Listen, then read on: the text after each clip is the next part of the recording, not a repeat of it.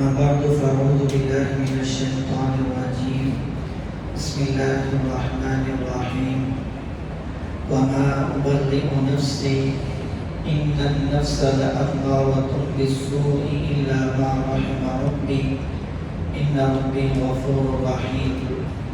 سبحان ربك رب العزة عما يصفون والسلام على المرسلين والحمد لله رب العالمين.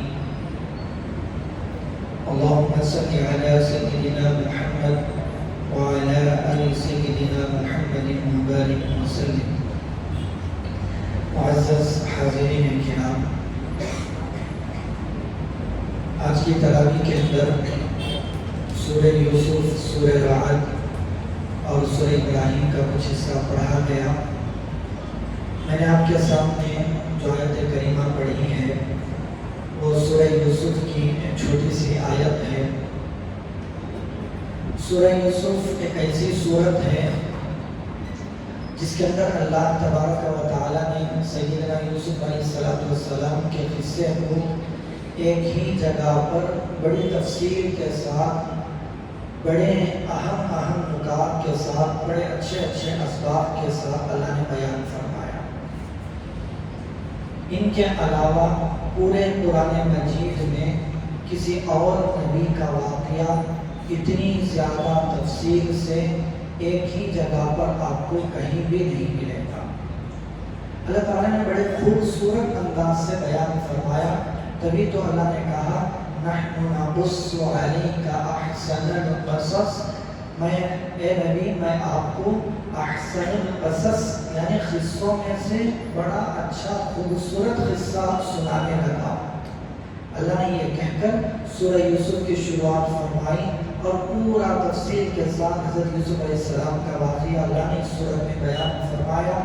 اگر اس سورت کی اس واقعے کو بیان کر کے اس سورت کی تفسیر شروع کی جائے تو شاید پورا رمضان اسی میں گزر سکتا ہے. بہرحال میں نے جو آیت کریمہ آپ کے سامنے پڑھی ہے، وما أبرئ نفسي إن النفس لأمارة بالسوء إلا ما رحم ربي إن ربي غفور رحيم. بہت سارے مفسرین کے بقول حضرت یوسف علیہ السلام کا جملہ ہے.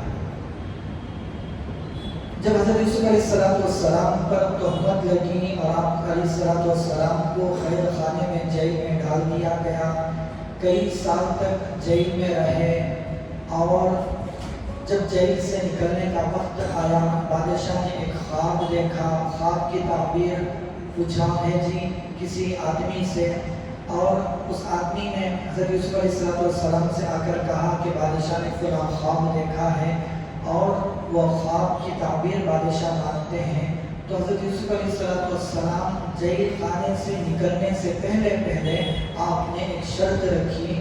وہ شرط یہ تھی کہ جن عورتوں نے میری ذات پر تہمت لگائی تھی، میں چاہتا ہوں کہ قید خانے سے نکلنے سے پہلے اس واقعے کی تحقیق ہو جائے، کیونکہ یہ نبی تھے.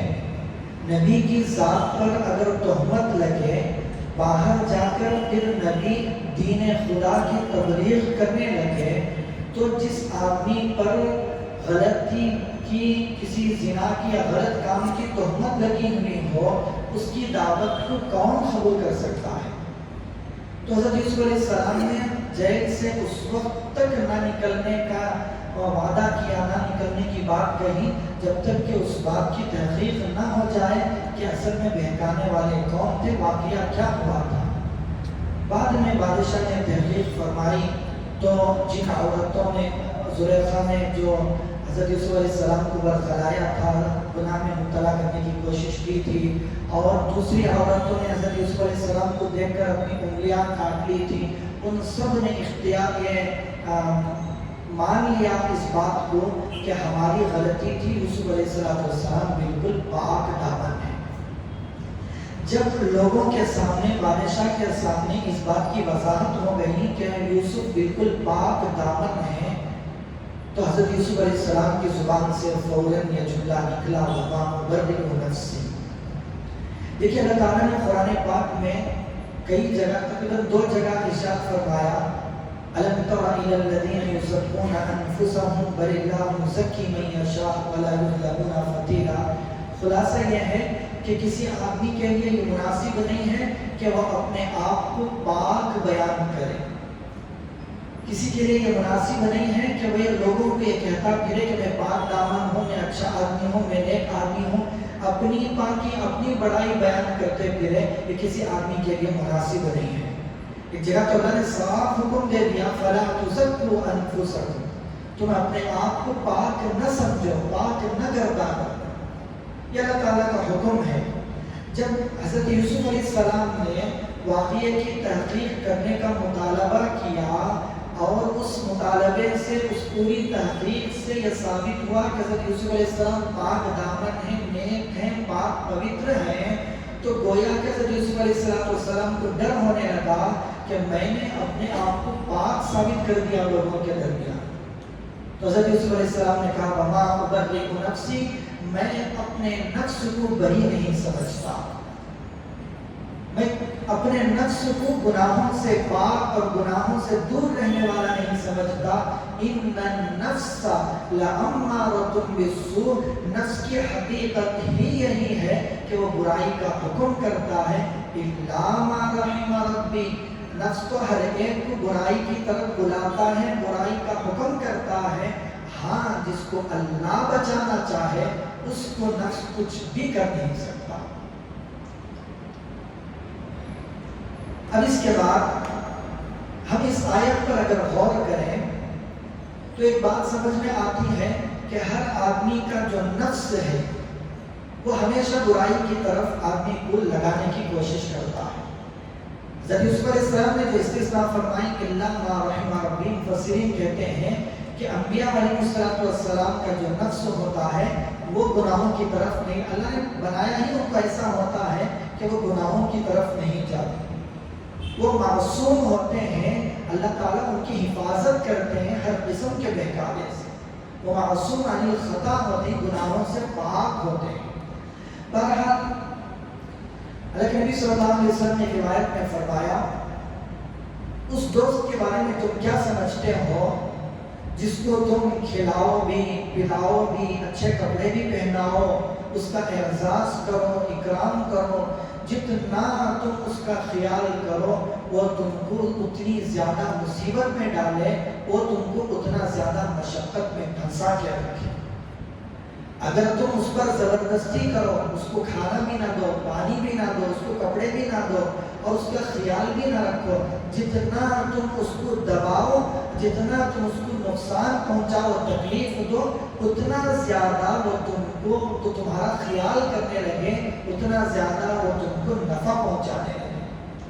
साहबा ने फरमाया, या रसूलल्लाह सल्लल्लाहु अलैहि वसल्लम, ये तो बड़ा अजीब साथी है, बड़ा अजीब दोस्त है, ये कौन हो सकता है? अल्लाह के नबी सल्लल्लाहु अलैहि वसल्लम ने फरमाया, ये वही है जो हर इंसान के पहलू में है, जिसको नफ्स कहा जाता है। जितना तुम इसकी बात मानोगे, जितना तुम इसके पीछे दौड़ोगे, भागोगे, ये इतना तुमको नुकसान में मुबतला करेगा। जितना तुम इसकी मुखालफत करोगे उतना तुमको फायदा होगा, ये उतना दब कर तुम्हारा खुद फर्माबरदार बन जाएगा। ये नफ्स की हकीकत है। हर आदमी का नफ्स हर इंसान को बुराई की तरफ ले जाने वाला होता है, इसीलिए नफ्स को नाम दिया जाता है अम्मारतुम बिस्सू, नफ्स अम्मारा यानी बुराई का हुक्म करने वाला नफ्स। हर आदमी का नफ्स यही होता है। लेकिन कुरान पाक में और दो किस्म के नफ्सों का अल्लाह ने तज़किरा फरमाया। हकीकत में नफ्स होता ही नफ्स अम्मारा है, बुराई की तरफ ले जाने वाला।